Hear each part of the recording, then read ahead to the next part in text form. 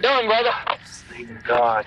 Done, man. Look at this stupid man in her car. I was hiding in the woods, man. I couldn't find her ID, so I snapped a picture and then took off in the woods. Perfect, dude. But you can watch the news tonight or something. I'm sure it's gonna be on there. You know what I'm saying? So, right. But I just want to show you to know where you know it's done. Sweet. In the warm, sunlit streets of Florida, a dispute over the custody of a child would escalate into a violent crime that would leave a mother fighting for her life, a family torn apart, and a man's future destroyed.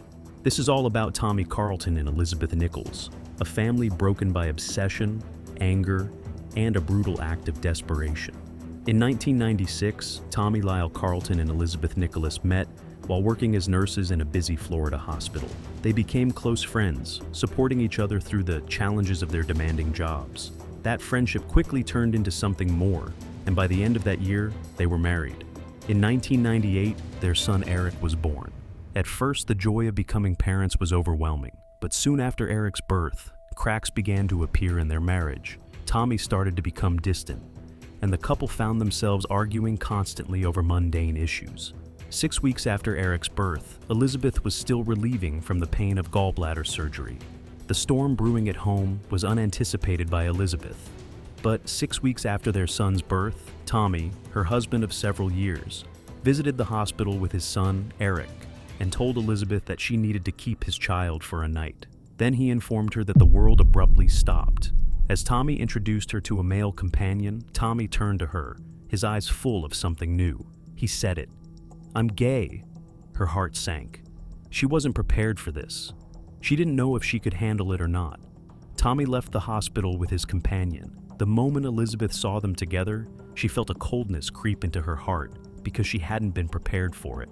By the time Tommy spends more of his time away from home with his male partner, the frustration that had been simmering for weeks with verbal altercations finally bubbled over into a physical altercation.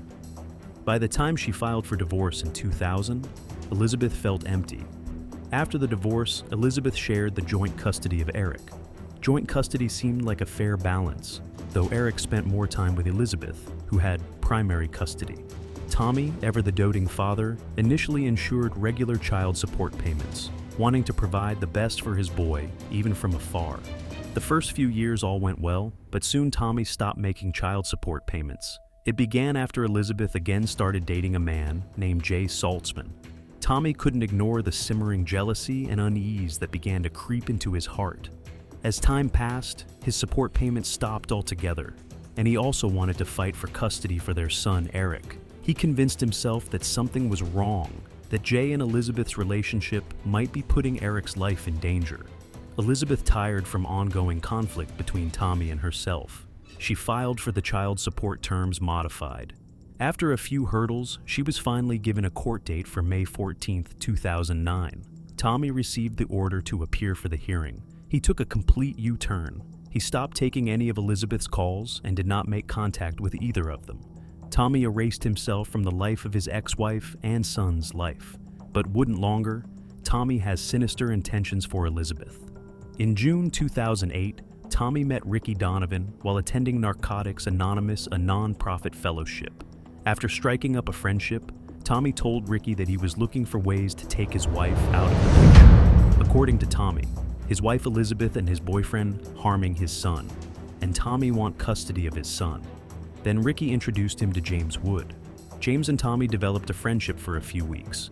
James also has a son from an old relationship, and he hadn't seen him for many years. Then Tommy shared his plans to eliminate Elizabeth, discussing various methods including poisoning and car tempering that looked like an accident. Tommy went as far as to suggest that if James helped him to kill Elizabeth, he would kill James's ex-wife so he could be with his son. After that, offered him a solution. On May 4th, 2009, Tommy met James at Quality Inn Hotel in Osceola County. James had informed one of his friends named Billy with whom to plan Elizabeth's perfect murder. Without Tommy's knowledge, the meeting begins, and Tommy was being recorded by Billy in case Tommy might later try to deny his involvement. He's with this guy who's beating the scrap out of my son. I can't see him, they won't let me see him, and talk to him, and he's still in there. He's like calling me up on the phone, crying. The last time I talked to him, he called me on the phone. He was crying. He's like, "Why can't you come get me, man?" And he's crying. He's fucking. He'll turn 11 in June. After a while, Tommy suggested they leave the hotel room, as he seemed uncomfortable staying there, and offered them to continue the conversation in his car. Can we go in like my car and talk about it? It's I'm a little hesitant about this hotel room. I don't give a fuck. I'm getting my goddamn truck or car or whatever. Is that cool? Yeah, I don't give a fuck. All right. In starting, they begins with casual conversation. After that, Tommy convinced Billy that his son is in danger because of his ex-wife and her boyfriend. Tommy felt uncomfortable while talking in the hotel room. Then he asked to sit in the car and continued the conversation. Both Tommy and Billy decided on all the fine stuff and planned a proper murder.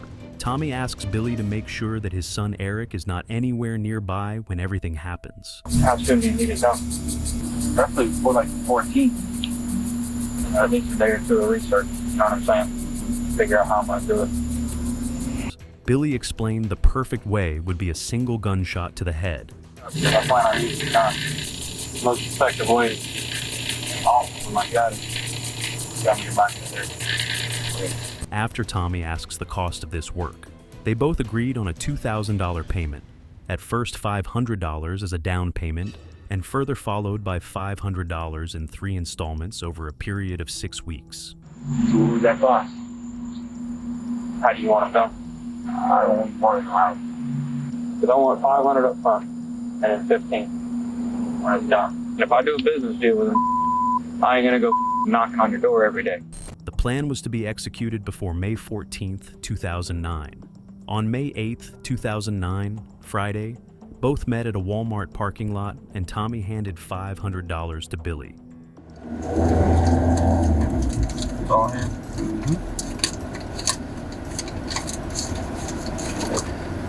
Just email holler, let me know when they want me to, visit my friend. No problem. I'm gonna haul out away now, because yesterday she got off at 6:30 anyway, so. I don't know if you've ever been to that job, but it's heaven. It's fun. It's a sweet spot.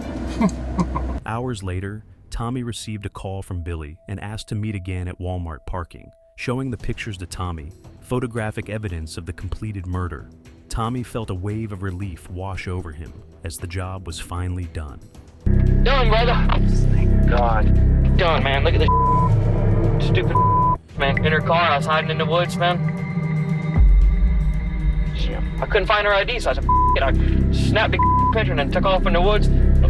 Perfect, dude. But you can watch the news tonight or something. I'm sure it's gonna be on there. You know what I'm saying? So great. But I just wanted to show you to know where you know it's done. Sweet. All right. Oh, thank God. All right, man.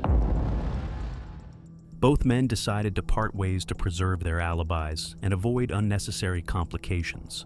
Moments after Tommy stepped out of Billy's car, he received a call from Detective Irving Molina, Osceola Sheriff's Department.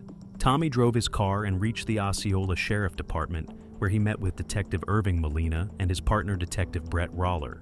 Molina explained that they were told to contact Tommy by Jay Saltzman, Elizabeth's boyfriend. Detective Molina told him that something bad happened to his ex-wife. That's my ex-wife. It's your ex-wife? Yeah. Towards so much. The reason why I wanted to talk to you today was something did happen to her, and I want to try to get information from anyone who can tell me anything about her. Okay? Okay. What happened to her? You're a doctor, or I'm sorry. I'm a nurse. You're a nurse? Okay, so Not a doctor yet. There's something that had happened to her. She's no longer with us at the moment. I'm sorry, to have to come straight out and tell you that. That's why That's why I really did not want to speak to you on the phone. Tommy didn't have much reaction if she died. They told he called the station because something bad had happened. Soon after, Detective Molina asked about his marriage and their relationship. Tommy then went on to say that it was Elizabeth who kept him away from his son and also accused her of drugging Eric in order to make him sleep. How were you guys when you guys were married? When we were married, she slept around with me 3 times.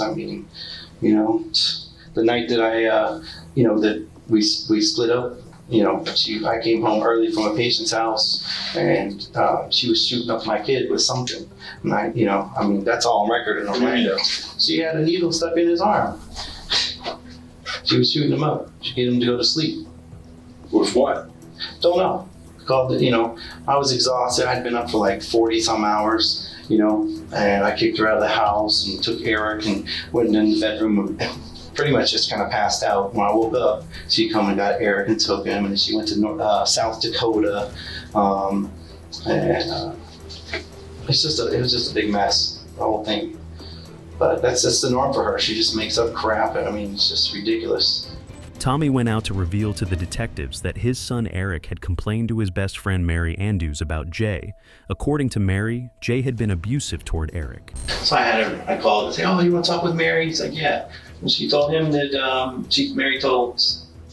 Eric told Mary that that Jay was throwing him across the room, throwing him on the ground, putting his knee in his back, slamming up against a mirror, and there was a big DCF case about it. Altogether, Tommy hadn't painted a good picture of Elizabeth. Tommy told about, he stopped his payment support on purpose in order for Elizabeth to take him to court. He wanted to use that opportunity to expose Elizabeth's lies and double standard. Moline asked about Elizabeth's current location. He replied that he moved in with her boyfriend and denied about his current location and told that he had no contact to Elizabeth, not even to Eric recently. Tommy planned a perfect murder, but what was about to happen next? It seems like a movie scene. And where's my son? Your son is safe. Promise you. It's the first place we went. Yeah. He didn't see nothing happen? He wasn't in the car or nothing? I'm sorry to interrupt. The hitman, Billy, he is hired to kill his ex-wife, is standing in front of him. Actually, the hitman Billy, an undercover cop Howard Griffin and James introduced him to at Quality Inn Hotel, and Tommy had hired to kill Elizabeth. You ever met this guy before? I have. I want to introduce this is an agent from the Osceola County Sheriff's Office. Okay. Roller and Molina revealed to him that they had been investigating him for 2 weeks, and the twist in this incident that Tommy hasn't imagined is that his ex-wife Elizabeth is alive, for whom Tommy planned a perfect murder. All truth came across. The detective Molina and Roller tell him all the truth that he had been investigating him for 2 weeks, the day Tommy met Billy, and the detective had all the proof in recorded form in case Tommy denied. For probably, 2 weeks now? All right, ever since you met Billy? Before that. All right. Okay. Now we understand everything that's happened. So Between you and Billy. What we don't understand, and I wouldn't like to leave it up to my assumption, is why? Is there something that we don't know that we should know? I'm not following. Why would you take the steps that you did to get rid of your wife? I didn't take any steps to get rid of my wife. Have you been meeting with Billy the last week? I saw him, twice. Okay. Billy is Agent Griffin. He has been my partner for 5 years. You understand that? Okay. So where he goes, I go. So everywhere you've been with him, I've been there with him and with you. Now I understand from the moment that you guys first met, even prior to the moment that you guys first met. But please understand that before I come across you, I don't know you. I didn't know Elizabeth. So I don't understand what would drive a person to that point. There has to be a reason. There has to be a good reason. And I don't want to write down my assumptions of what I've known from you or I know of you. What I want to know is what you really tell me as to why, what happened, what pushed you to that point, to where we are right now. Detective told Tommy that the evidence they have collected is enough to lock him in jail. He was arrested to commit attempted murder. Tommy Carlton was sentenced to 22 years in prison and was prohibited from having any direct or indirect contact with Elizabeth. While he was not restricted from contacting his son, Eric, the boy chose to distance himself and made no effort to reach out to his father. Despite appealing for a sentence review, both of Tommy's appeals were denied by the state. His actions revealed the dark depths of a man willing to eliminate the mother of his child, driven by greed, jealousy, and an insatiable desire for control. In his reckless pursuit of these selfish motives, Tommy showed no regard for the devastating impact on his son. Ultimately, his actions alienated him from everyone who once cared about him, leaving him utterly isolated. Do you think Tommy Carlton received the justice he deserved? And what about James Wood? Do you view him as courageous for stepping up and alerting the police when he sensed something was wrong? James's actions undoubtedly required bravery. In a situation fraught with uncertainty, his decision to act not only demonstrated his moral integrity, but also potentially saved lives. James showed the kind of courage that reminds us how one person's intervention can make a critical difference. What are your thoughts on Tommy's punishment and James's role in uncovering the truth? Share your opinions in the comments below. Stay safe, stay aware, and remember that every story has a lesson waiting to be learned.